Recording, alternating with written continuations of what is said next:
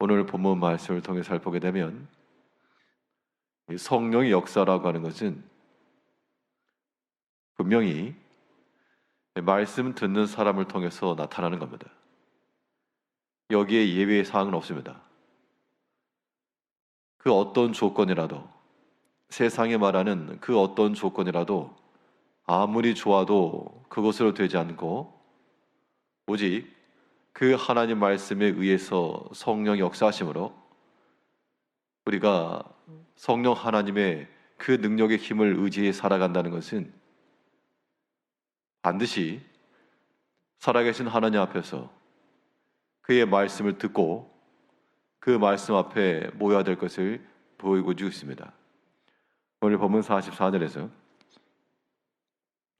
베드로가 이 말을 할 때 성령이 말씀 듣는 모든 사람에게 내려오시니,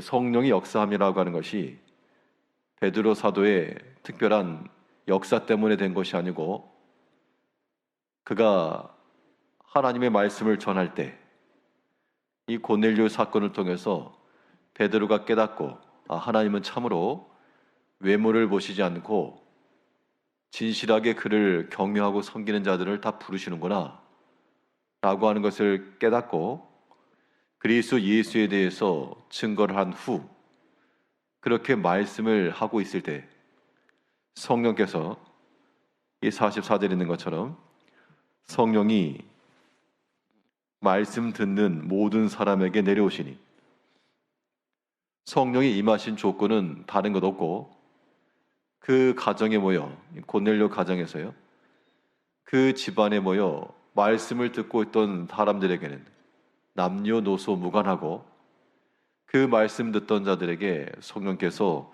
임하셨다 그랬습니다. 이제 우리가 그 성령의 능력의 역사 가운데 나가려면 하나님의 말씀을 들으셔야 되고, 또 이거 듣는 것은 여기도 우리가 그냥 들려서 들린 거 말고요, 밖에서 누가 고함치니까 소리가 들립니다. 그것도 듣는 건데 그렇게 듣는 거 말고 그 소리를 듣기 위해서 찾아 나가는 그러한 면이 있어야 한다는 겁니다. 이 아침 시간에 하나님의 말씀을 듣기 위해서 찾아 나오셨다 그러면 이것이 말씀 앞에 나오는 거죠. 이러한 작업들 속에서 하나님의 영이 그의 말씀을 통해 역사해 나가시는 겁니다.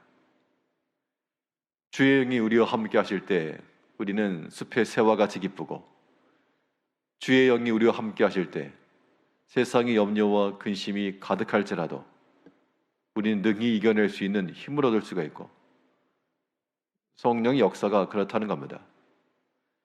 밀려오는 힘에 의하여 큰 에너지를 만들어내는 것처럼 성령 하나님께서 우리 가운데 밀려오는 대세가 되고 거스를 수 없는 그러한 시대가 되어 하나님의 영이 우리의 생각을 주장하고 또한 내 마음과 내 모든 삶에 있어서 영향을 미치게 될 때 그 사람이 성령의 능력 가운데 거할 수 있는 겁니다. 물 들어올 때도 젖는다고요?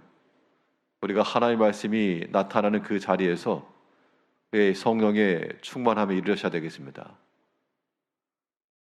하나님 말씀이 우리 가운데서 역사가 되고 우리가 또 믿고 순종하려고 할 때 하나님께서 반드시 그의 말씀 있는 곳에 역사하심으로 말씀을 사랑하고 또한 의지적으로 찾아 듣고자 하는 그들에게 하나님께서 역사하실 것이 분명하므로 오늘 하루의 삶 동안에도 우리가 들은 말씀과 또 묵상한 말씀들을 항상 기억하면서 그 말씀 의지해 나갈 때 성령이 우리 가운데 함께 하심으로 우리 마음이 기쁘고 즐겁고 또 평안하며 주로 인하여 안위함을 받으며 살아가시는 우리가 되어야 되겠습니다. 또 성령의 역사하심이 어떤 사람을 통해 역사하는가? 당연히 말씀을 들었으면 그 이후 정상적 결과라고 하는 것은 하나님을 높이는 겁니다. 하나님을 높이는 사람들에게 또한 성령께서 역사하시고 역사하고 계시는 증거가 되는 것인데요, 오늘 보면 45절에서는 베드로와 함께 온 할례 받은 신자들이 이방인들에게도 성령 부어 주심으로 말미암아 놀라니 이는 방언을 말하며 하나님 높임을 들음이러라. 그 가운데 성령의 능력에 역사함에 이르렀던 사람들이 무엇을 했는가? 어디 나가가지고 병 고치고 사람들의 칭송받고 그게 아니고 그들이 한 일은 하나님 높임을, 우리 46절 다시 보시면 이는 방언을 말하며 하나님 높임을 들음이러라. 그러니까 성령이 역사하심이라고 하는 것이 그의 말씀을 타고 들어와 이제 우리 마음을 다 헤쳐서 오직 하나님을 높이는 그 일에 이르겠다는 겁니다. 하나님을 높인다는 건 무엇인가? 하나님을 높인다는 그 말로써 높아지는 게 아니고요. 하나님이 높아졌다라고 하는 증거가 우리 가운데 있어야 되는데 그 증거라고 하는 것은 그리 어려운 게 아닙니다. 비가 많이 와서 물이 늘어나게 되면, 한강이라도 물이 늘어나게 되면 물이 많고 적음을 어떻게 할 수 있는가? 눈으로 봐도 알지만 또한 그 다리들, 교각들을 보게 되면 표시를 해 눈금에 그걸 보면 압니다. 높아졌다, 낮아졌다.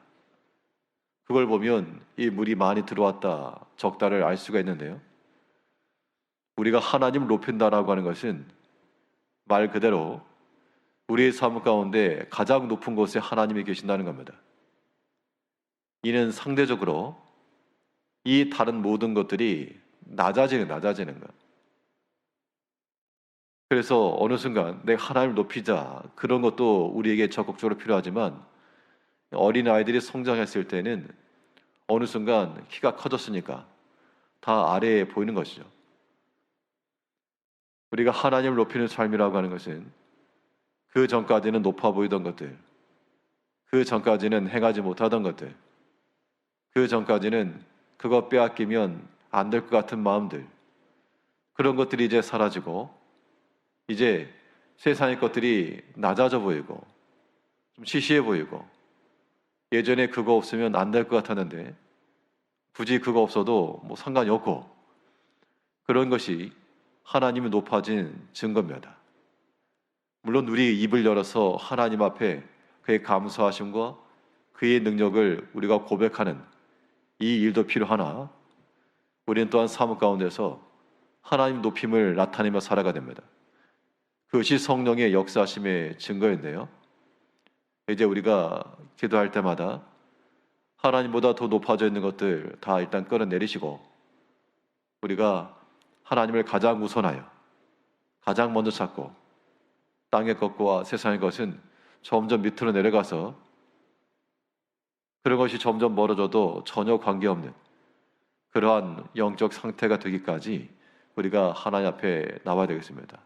그런 마음을 지닌 사람들이 성령의 역사하심이 나타나실 줄 믿고, 오늘 하루도 몸이 건조하게 메마른 땅에서가 아니라 점점 다가오는 밀물과도 같이 하나님의 영이 점점 다가와 우리를 덮치는, 우리를 덮어서는 그러한 때가 이르기까지 하나님의 말씀 속으로 깊이 들어가시며 또한 하나님을 높이고 그보다 높아져 있는 것들은 다 낮추며 오직 하나님을 인하여 살아가시는 하루가 되시기를 바라겠습니다. 기도하겠습니다.